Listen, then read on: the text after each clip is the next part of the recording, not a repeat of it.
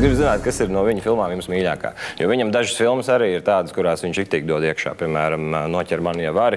Nu, iet dažādās situācijās. Tā tiešām jau. Tā arī ir jūsu mīļākā filma? No viņa. Neteiksim, ka vismīļākā. Jā, no viņa filmām. Man patīk ar tas Titaniks, kur viņš bija tāds, tas varbūt tā skan tā banāli, bet... Nē, droši, saki. Jā, nē, nu viss kārtībā. Klavierītes uzspēlēšu. Jā, kaut kā saldsērīgi. Nē, nu, kas patīk, tas patīk. Jā, tieši tā, no sevis jau neaizbēgs. Nē.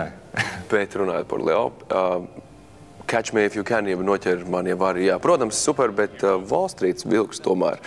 Arī starp citu labi. Man ārkārtīgi patīk. Arī starp citu labi. Nekas, ka 3 stundas, bet ļoti saistošs kino. Foršs kino. Iedvesmojošs kino. Viņam ir labas filmas. Tagad diezgan ar dīvaini, ka viņam nav piešķīruši. Nu jā, tēls burvīgs. Tā lieta. Varbūt, ka mēs varam viņam aizsūtīt. Savu Kristapu lielo. Šai. Mums vajag jaunu izdomāt, ja mēs Balvu? 3. Jā, nu ja mēs 3. Ja mēs 3. Nu, kā mēs viņu nosauksim? Varētu būt... Kaspar balva. Jā, protams. Viņš būs riktīgi priecīgs.